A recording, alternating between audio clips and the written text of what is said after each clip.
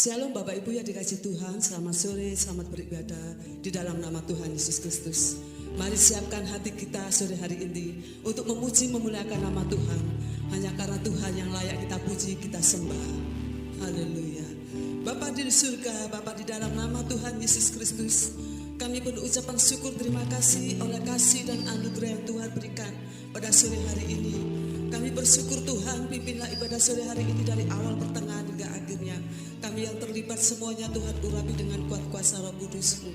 Dalam nama Tuhan Yesus Kristus, kami mau memuji memuliakan nama-Mu. Haleluya. Amin.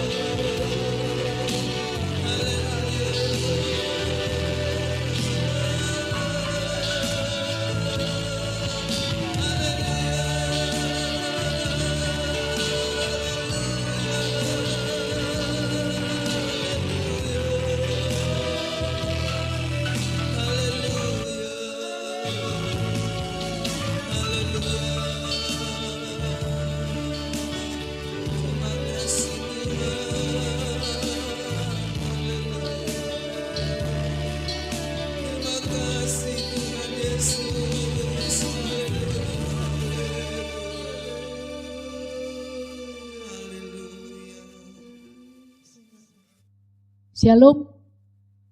Selamat sore Bapak Ibu Saudara yang dikasihi Tuhan. Kembali kita berjumpa dalam ibadah dan kita akan terima firman Tuhan. Sebelumnya mari kita berdoa. Bapa Surgawi, terima kasih Tuhan. Kami sudah naikkan pujian kami dan tiba saatnya kami mau terima firman-Mu.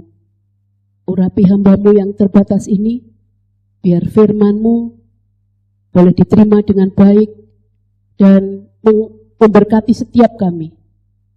Kami mau belajar taat akan firman-Mu. Urapi setiap kami Tuhan. Di dalam nama Tuhan Yesus, kami siap menerima firman-Mu.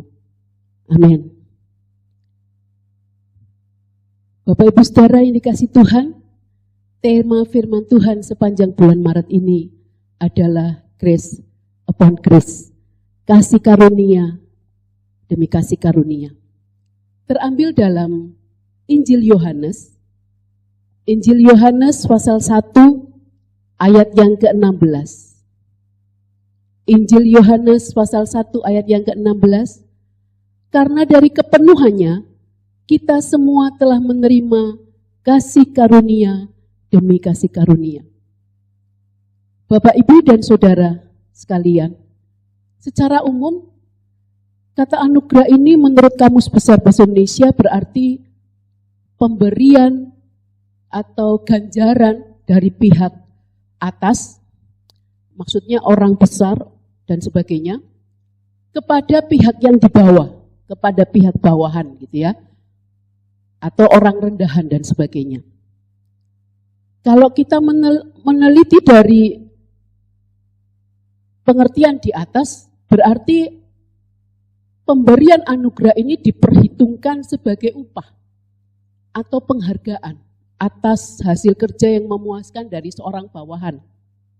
Itu sebabnya atasan akhirnya memberikan anugerah, memberikan penghargaan.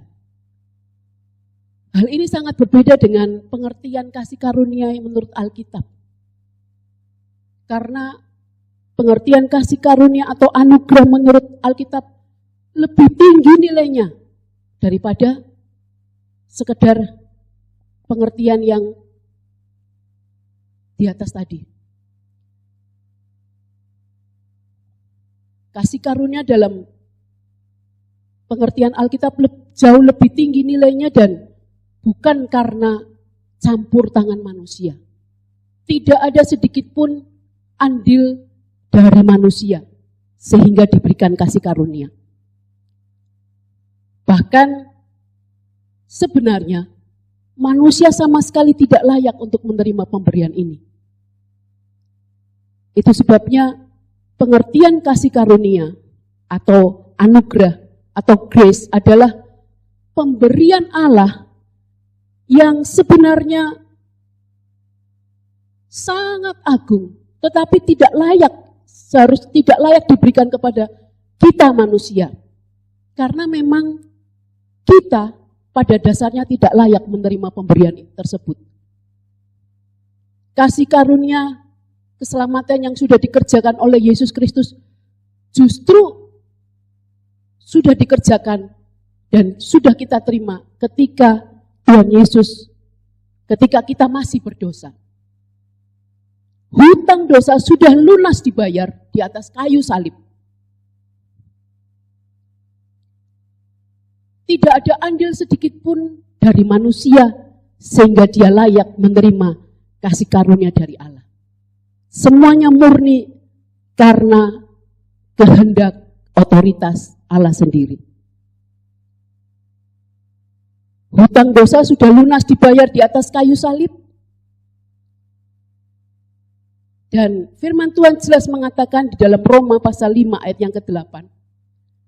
Akan tetapi Allah menunjukkan kasih-Nya kepada kita oleh karena Kristus telah mati untuk kita ketika kita masih berdosa. Bapak Ibu Saudara, Yesus Kristus penuh dengan kasih karunia, menganugerahkan keselamatan kepada kita melalui karya penebusannya di atas kayu salib. Ia mati dan bangkit pada hari yang ketiga. Di dalam Yohanes Pasal 1 ayat 16 disebutkan di sana, kita semua telah menerima kasih karunia demi kasih karunia. Yohanes sebagai penulis Injil Yohanes menuliskan di sana telah menerima. Makna kata telah menerima itu mengandung pengertian bahwa hal tersebut sudah pernah terjadi di masa lampau dan masih berkelanjutan sampai sekarang ini. Dan tidak berhenti di situ saja, di bagian itu saja, dituliskan di sana bahwa kita telah menerima kasih karunia demi kasih karunia. Kalau saya melihat dari terjemahan yang lain, disebutkan di sana, diterjemahkan dengan kata, telah menerima dulu dan sampai sekarang kasih karunia ganti kasih karunia. Jadi tidak hanya anugerah keselamatan yang sudah dikerjakan oleh Tuhan Yesus Kristus bagi kita, tetapi Yesus Kristus melimpah akan kasih karunia ganti kasih karunia.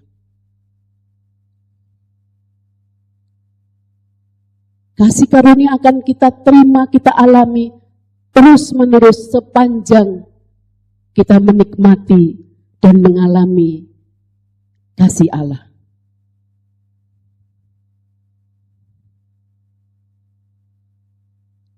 Saya berikan satu contoh di dalam ayat firman Tuhan di dalam Yohanes pasal yang pertama, ayat yang ke-4 dan 5. Kasih karunia atau anugerah yang diberikan kepada manusia tidak hanya keselamatan tapi juga hidup di dalam terang. Hidup yang sesungguhnya. Yohanes pasal 1 ayat 4 dan 5. Dalam Dia ada hidup, dan hidup itu adalah terang manusia. Pasal 5, ayat 5, terang itu bercahaya di dalam kegelapan, dan kegelapan itu tidak menguasainya. Bapak Ibu Saudara yang dikasihi Tuhan, sejak manusia jatuh dari dosa, itu membuat manusia terpisah jauh dari Allah. Pada dasarnya manusia mengalami kematian secara rohani. Memang mereka masih hidup, tetapi dia mati secara rohani. Tidak ada hubungan lagi dengan Allah. Dan sejak manusia jatuh dalam dosa, Allah yang mencari manusia. Allah yang mendekati manusia. Allah yang berinisiatif menyelamatkan manusia. Sehingga mengaruniakan anaknya yang tunggal ke dalam dunia. Melalui kematian Yesus Kristus di atas kayu salib, juga kebangkitannya dari maut, yang sebentar lagi kita rayakan sama-sama, telah menyelamatkan manusia dari belenggu dosa. Orang yang percaya tidak lagi tinggal dalam maut, tetapi sudah pindah ke dalam hidup. Dan Yesus Kristus tidak hanya menghapus dosa, tetapi juga kematian dan kebangkitannya memulihkan hubungan atau relasi antara manusia dengan Allah Sang Pencipta. Hubungan Allah dan manusia yang putus karena dosa dipulihkan kembali. Kita orang yang percaya kepada Tuhan Yesus menerima hidup. Hidup dalam terang Allah, hidup yang mulia, atau berarti hidup yang memiliki nilai di hadapan Allah. Hidup kita bernilai di hadapan Allah. Ini kasih karunia kita menerima hidup yang terang. Bapak Ibu Saudara yang dikasihi Tuhan, saya ambil contoh kehidupan Paulus yang menerima kasih karunia dari Allah. Dan Paulus bekerja sedemikian rupa, bekerja keras sedemikian rupa, sehingga kasih karunia yang sudah Tuhan berikan kepadanya tidak disia-siakan. Kita lihat dalam 1 Korintus pasal 15 ayat yang ke-9 sampai dengan yang ke-10. 1 Korintus pasal 15 ayat 9 sampai dengan yang ke-10. Karena aku adalah yang paling hina dari semua rasul, sebab aku telah menganiaya jemaat Allah. Tetapi karena kasih karunia Allah, aku adalah sebagaimana aku ada sekarang. Dan kasih karunia yang dianugerahkannya kepadaku tidak sia-sia. Sebaliknya, aku telah bekerja lebih keras daripada mereka semua. Tetapi bukannya aku, melainkan kasih karunia Allah yang menyertai aku. Perhatikan Bapak Ibu kalimat terakhir. Tetapi bukan aku. Ada penekanan di sana, Paulus berkata, tetapi bukannya aku, melainkan kasih karunia yang menyertai aku. Artinya Paulus ingin mengakui dengan sungguh bahwa kasih karunialah yang mengerjakan semuanya di dalam Paulus, di dalam hidupnya. Sehingga Paulus dimampukan untuk mengalami penderitaan dan aniaya karena pemberitaan Injil. Paulus dimampukan untuk mengalami banyak aniaya. Bahkan Paulus menyebutkan bahwa mengalami aniaya itu sebagai satu kasih karunia. Kita lihat di dalam Filipi pasal 1 ayat yang ke-29. Sebab kepada kamu dikaruniakan bukan saja untuk percaya kepada Kristus, melainkan juga untuk menderita untuk Dia. Paulus menerima kasih karunia Allah dan dia bekerja keras untuk memberitakan Injil. Bahkan oleh kasih karunia Allah, Paulus dimampukan untuk berkata, karena bagiku hidup adalah Kristus dan mati adalah keuntungan. Tetapi jika aku harus hidup di dunia ini, berarti bagiku bekerja memberi buah. Contoh yang indah yang diberikan oleh Paulus. Biar kita juga, sepanjang kita masih diberikan kekuatan, sepanjang kita masih bernafas dalam dunia ini, mari hargai kasih karunia Allah yang sudah dianugerahkan kepada kita. Jangan sia-siakan waktu yang sudah ada. Mari bekerja lebih kuat lagi untuk melayani Tuhan, menyenangkan hati Tuhan. Bapak Ibu Saudara yang dikasih Tuhan, sama dengan Paulus, kita yang sudah percaya juga dilimpahkan kasih karunia untuk mengemban amanat agungnya. Ada di mana? Dalam Matius pasal yang ke-28 ayat 19 sampai 20. Semuanya pasti sangat hafal. Karena itu pergilah, jadikanlah semua bangsa muridku dan baptislah mereka dalam nama Bapa dan Anak dan Roh Kudus. Dan ajarlah mereka melakukan segala sesuatu yang telah kuperintahkan kepadamu. Dan ketahuilah, aku menyertai kamu senantiasa sampai kepada akhir zaman. Amanat agung ini bukan tugas para murid saja di zaman Perjanjian Baru. Amanat agung ini harus terus dilakukan, dikerjakan sampai sekarang. Firman Tuhan di sana sampai akhir zaman. Itu berarti juga kita yang hidup sekarang ini harus mengerjakannya, harus melakukannya, harus mengembannya. Bapak Ibu Saudara yang dikasih Tuhan, Allah sudah melimpahkan kasih karunia-Nya kepada kita semua yang percaya kepadanya. Sekarang tinggal bagaimana respon kita ketika kita sudah menerima kasih karunia Allah. Kasih karunia keselamatan, hidup dalam terang Allah. Ada banyak orang yang tidak memberikan respon yang baik terhadap pemberian Allah.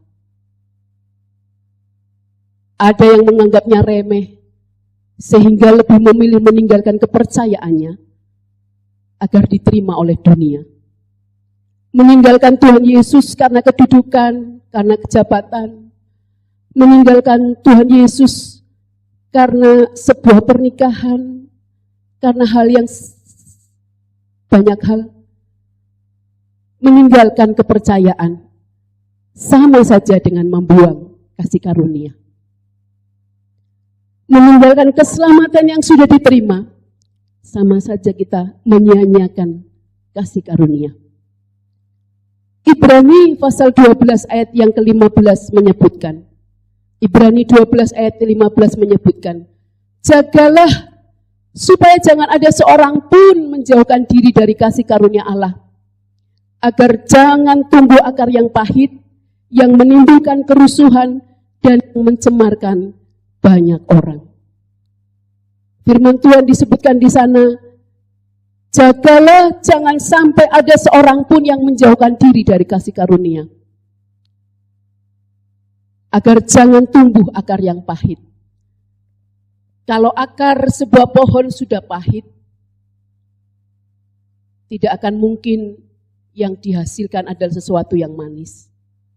Kalau akar saja sudah pahit, mustahil buahnya akan manis. Itu sebabnya Bapak Ibu Saudara, tetap teguh pada kasih karunia Allah. Pegang teguh keselamatan yang sudah Tuhan karuniakan kepada kita. Jangan biarkan tumbuh akar yang pahit dalam hidup kita karena kita meninggalkan kasih karunia. Kepahitan demi kepahitan akan dirasakan sepanjang hidup kita. Mari responi dengan baik dan buka hati lebar-lebar untuk terus menerima dan mengalami dan mengizinkan kasih karunia Allah bekerja di dalam hidup kita sampai Maranatha, sampai Tuhan Yesus datang. Amin. Sungguh kami bersyukur Tuhan, pada sore hari ini kami sudah mendengarkan kebenaran firman-Mu. Kami sangat bersyukur menyatakan kasih-Mu bagi setiap kami lewat karya penyaliban Kristus sehingga kami boleh diselamatkan. Lebih daripada itu Tuhan, Kau terus menyertai dan memberkati hidup kami supaya kami hidup sesuai dengan rencana Tuhan. Hidup kami boleh menyukakan hati Tuhan. Mari Tuhan meteraikan firman-Mu dalam hidup kami masing-masing. Berdoa buat setiap anak-anak-Mu yang mendengarkan kebenaran ini, apapun masalah dan pergumulan kami. Biar firman Tuhan menjadi jawaban bagi setiap kami. Kami tidak ragu lagi kepada Tuhan. Kami tidak takut lagi terhadap apapun sebab kami tahu Tuhan menjadi jaminan bagi kami. Berkati hamba-Mu yang sudah menyampaikan. Pakai lebih indah lagi untuk hormat kemuliaan nama Tuhan. Terima kasih Tuhan. Kesempatan ini kami juga berdoa buat teman-teman yang sudah mempersiapkan ibadah online ini. Engkau kembali memberkati mereka. Berkati gereja kami. Berkati gereja GBPS. Berkati gereja-gereja di seluruh Indonesia, bahkan di seluruh dunia. Biar gereja-gereja yang ada ini boleh tetap menjadi saksi, boleh tetap menjadi berkat, memenangkan banyak jiwa. Nama Tuhan dipermuliakan. Berkati pemerintah kami, dari pusat sampai daerah. Biar pemerintah kami dapat mengatur mengelola bangsa dengan baik, khususnya dalam kondisi pandemi ini. Biar Tuhan ada jalan keluar dan pertolongan, sehingga kami semua boleh bebas, boleh mengalami pertolongan dari Tuhan. Pandemi ini boleh cepat berakhir. Terima kasih, kami bersyukur buat lawatan Tuhan dalam ibadah ini. Sebentar kami akan mengakhiri, kami buka hati kami mau terima berkat Tuhan. Sekarang biar turun dan tinggal atas hidup kita berkat, anugerah, damai sejahtera dari Allah Bapa, kasih dari Tuhan Yesus Kristus, di dalam persekutuan Allah Roh Kudus yang terus menyertai kita, dari satu kemenangan kepada kemenangan lain, dari satu keberhasilan kepada keberhasilan yang lain, sekarang sampai selama-lamanya. Di dalam nama Tuhan Yesus kami sudah berdoa dan mengucap syukur. Diberkati, sama-sama katakan amin. Tuhan memberkati kita semua. Sampai berjumpa pada ibadah online.